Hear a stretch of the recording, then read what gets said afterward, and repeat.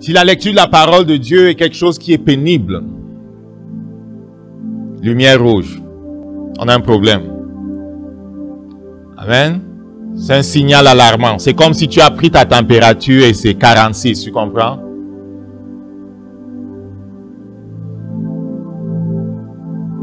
Est-ce que quelqu'un comprend? Prenez ça au sérieux. Celui qui ambitionne de manifester la présence de Dieu doit apprendre à demeurer dans la parole de Dieu. Et il demeurera en nous. La parole de Dieu sera remplie en nous. Jésus-Christ sera rempli en nous. On sera fort. On sera toujours plus fort. Ce n'est pas physiquement, tu comprends? David qui vient affronter Goliath était moins fort qu'Éliab physiquement. Il était moins fort que ses grands frères physiquement. Mais il connaissait son Dieu et spirituellement, il était beaucoup plus fort que tous.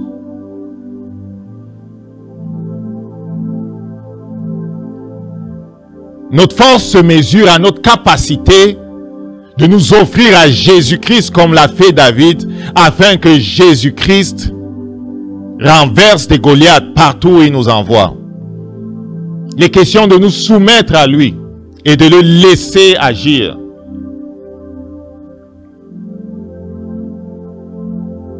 Voici, je suis avec vous tous les jours jusqu'à la fin des temps.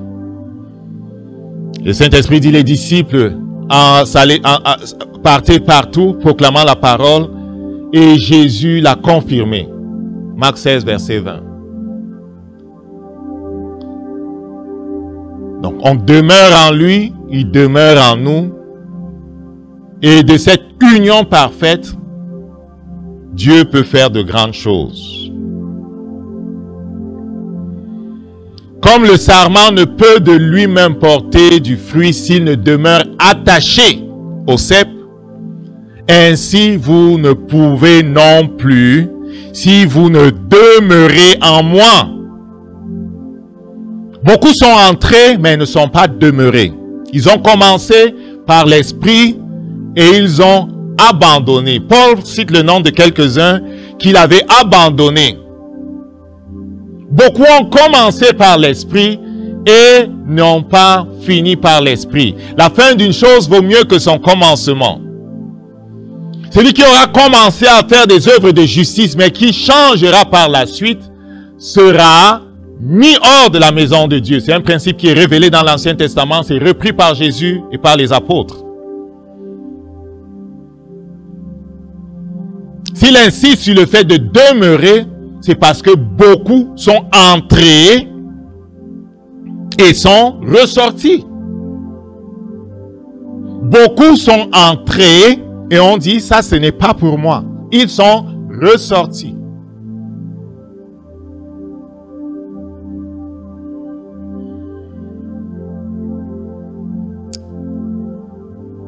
Alors que tu écoutes ce message, si le Saint-Esprit met dans ton cœur la conviction de ce que tu es ressorti entièrement, partiellement. Comment partiellement? Il y en a qui ont un pied dans le monde, un pied dans Dieu. Ça ne marche pas. Élie leur disait, est-ce que vous n'allez pas arrêter de clopiner à gauche et à droite comme à la clôture, où tu es dedans ou tu es dehors? Tu ne peux pas avoir les deux. Mais j'aime le monde. Tu vas mourir avec le monde. Il s'en va à sa perdition. La femme de Lot, méprisant l'ordre de Yahvé, suivait son mari avec son corps. Son cœur était resté à Sodome. Son cœur était resté à Sodome. Arrivé sur la montagne, je ne sais pas à quelle distance elle se trouvait, parce que son cœur était resté à Sodome, méprisant les avertissements du Saint-Esprit, elle se retourne pour regarder. Elle fut transformée en une statue de sel.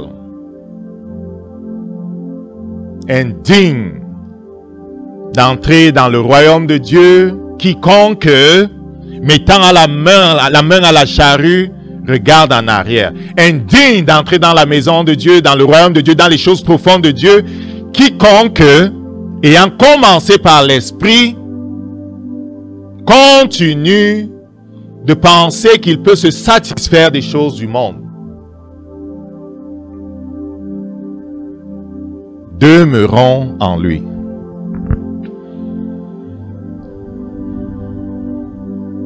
Au verset 7, « Si vous demeurez en moi et que mes paroles demeurent en vous, demandez ce que vous voudrez et cela vous sera fait. »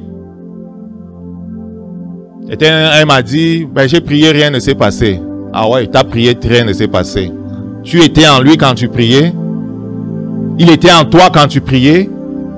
Tu priais tes pensées. La prière, ce n'est pas des formules magiques.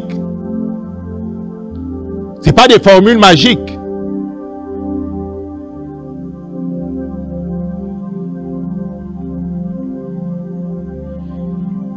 C'est pour ça que le Saint-Esprit attendra que l'homme et la femme de Dieu soient dans cet endroit où il est pleinement conscient de son union avec son Dieu. Il est pleinement conscient de la justice de Jésus-Christ. Il a une révélation juste des choses avant de lui demander, de commander.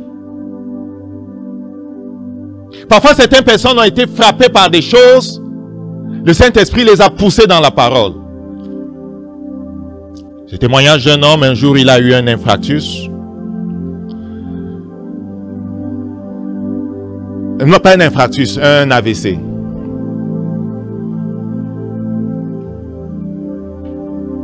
Il est tombé, sa femme appelle les pompiers, on l'amène à l'hôpital, sa situation était super grave.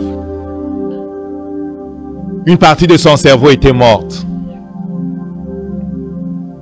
Et donc, une partie de son corps ne fonctionnait pas correctement.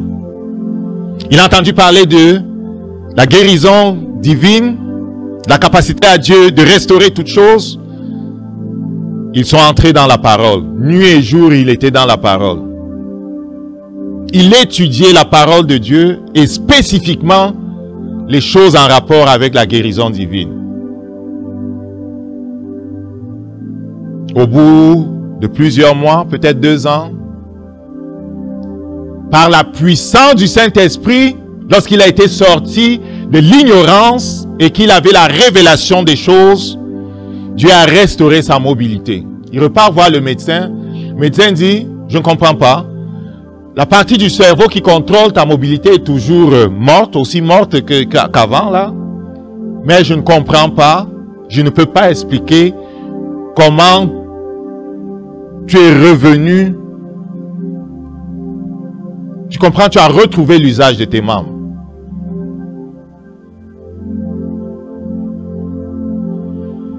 Jésus a dit que nous ne sommes pas de ce monde. Et le Saint-Esprit travaille fort pour nous garder dans la révélation de ce que nous ne sommes pas de ce monde. Et on disait, je ne sais plus si c'était pendant la semaine, on disait que le combat que nous avons à mener tous, c'est que lorsque vient la tribulation, nous restions conscients de notre union avec Jésus-Christ. C'est par la parole qu'on va le faire. Nous restions conscients de notre identité. Dieu ne nous a pas rejetés, mais c'est comment nous pensons. C'est comment nous pensons qui nous tue. Nous pouvons être en lui et ne pas savoir que nous sommes en lui. Est-ce que quelqu'un comprend ce que je suis en train de dire? Ce que tu penses est important. Ce que tu dis est important. Dieu peut faire infiniment au-delà de ce que nous pensons et imaginons par la puissance qui agit en nous.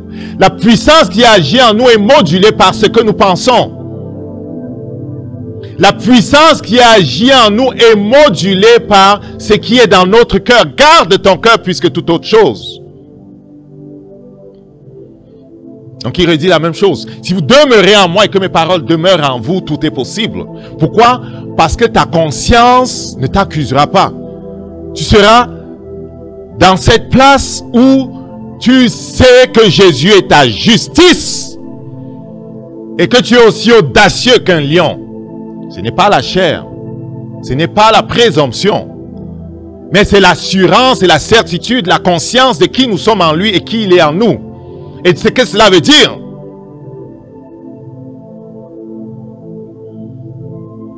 On demeure en lui par la parole. Amen.